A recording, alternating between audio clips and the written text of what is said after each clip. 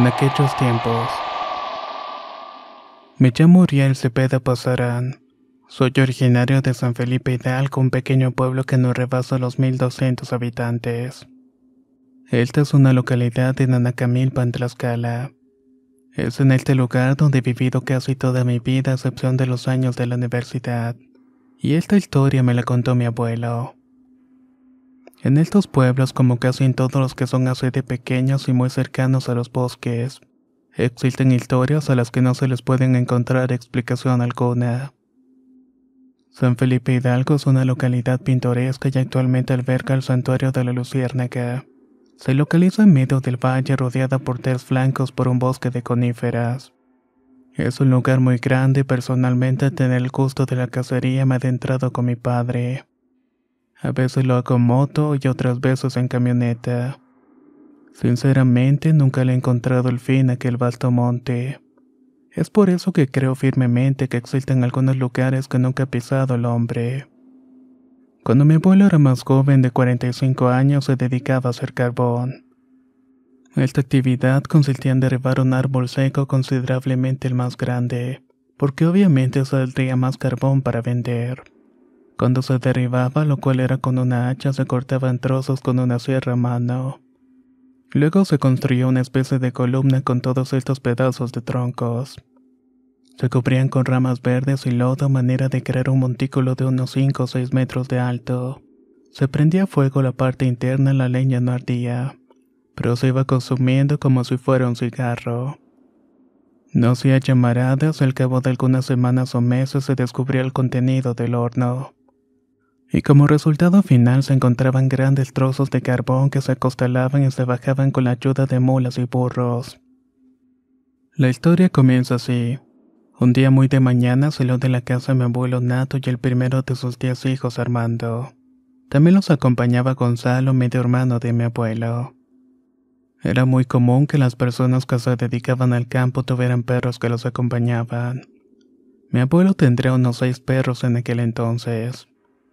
Emprendieron camino rumbo al bosque con toda la herramienta necesaria a lomos de una burra y un caballo. Después de cierto rato llegaron al lugar indicado, justo en medio de lomeríos y pequeños valles. Allí encontraron un árbol seco de unos 30 a 40 metros de alto. Cuando amarraron los animales para que pastaran y bajaron la herramienta era más de mediodía.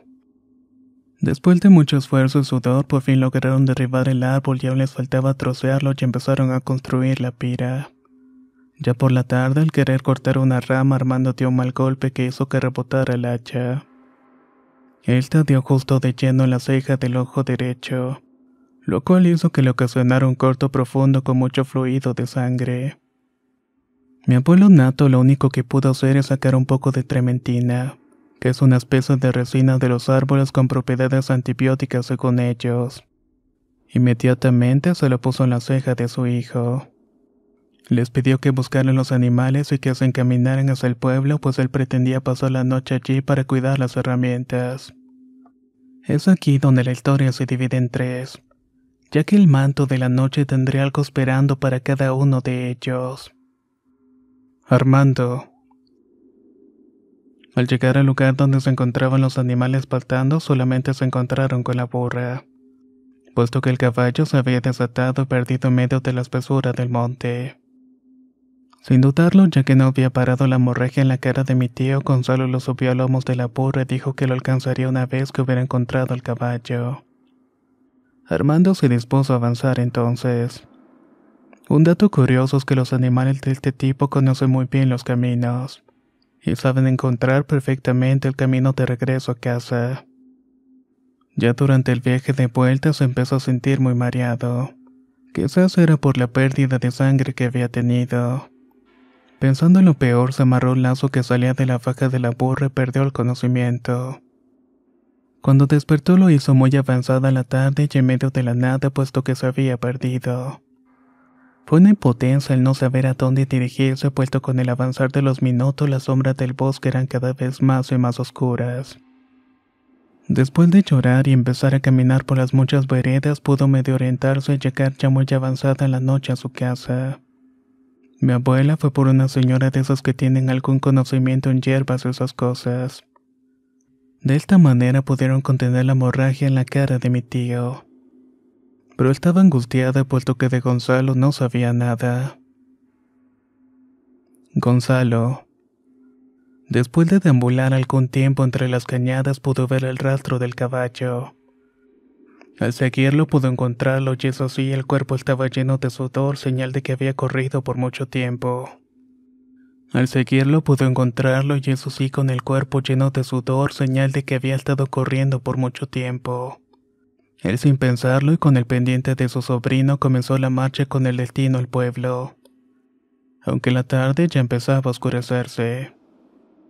El camino no tuvo ningún contratiempo y a punto de salir del bosque a lo lejos vio una lucecita, la cual según él le daba la impresión de que fuera la llama de un cigarro.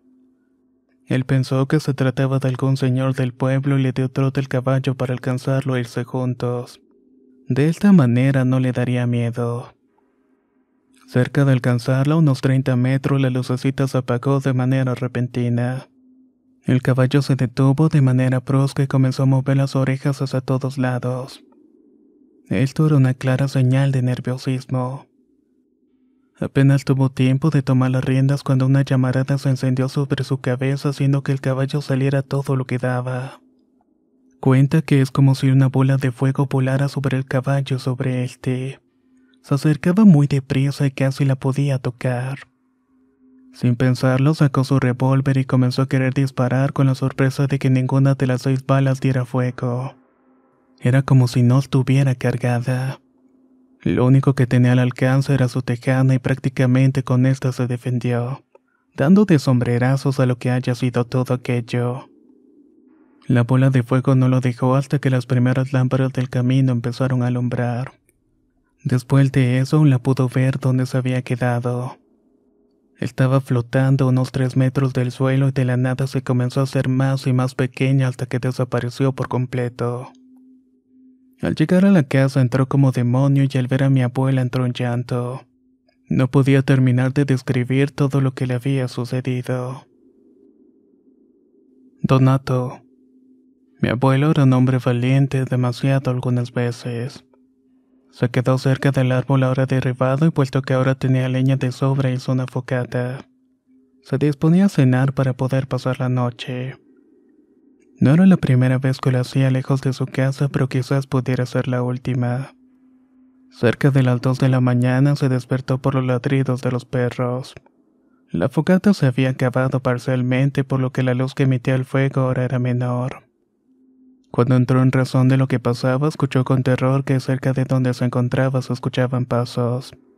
O al menos eso era lo que creía, puesto que solo escuchaba cómo se quebraban las ramitas en el suelo.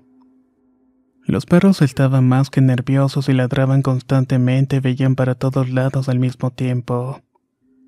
Como si ellos estuvieran percibiendo lo que mi abuelo no podía. En un momento dado, los 6 perros se arrojaron ferozmente y se perdieron en la noche. Solo se escuchaba que se estaban peleando con algo con alguien. Era una escena tremenda. Perros iban y se escuchaban gruñidos, azotes y regresaban 1 o 2 y se le metían a mi abuelo entre las piernas, chillando de terror para embalantonarse de nuevo y dirigirse a lo que volvían otros más. Después de un tiempo todos regresaron malheridos como si hubieran luchado con algo más grande que ellos. Sin embargo, esa cosa continuaba allí dando vueltas entre las hojas y las ramitas. Mi abuelo solamente llevaba 2 cartuchos de escopeta. Disparó uno al aire pretendiendo asustar a lo que fuera que estuviera allí. Eso fue una mala idea ya que no alejó la cosa que lo estaba acechando. Ahora solo disponía de un cartucho por si tenía que defenderse. Ya clareando se sintió aliviado al saber que ya no se escuchaban los pasos, agregando también que los perros estaban más tranquilos. Por la mañana mi tío suturado ya y Gonzalo, hermano de mi abuelo, se disponían a ir a buscar a mi abuelo Nato. Lo encontraron en el camino comunal con su escopeta y los perros. Habían decidido dejar toda la herramienta junto con el trabajo que tenían avanzado. Sabía que ese lugar tenía algo que no podía explicar.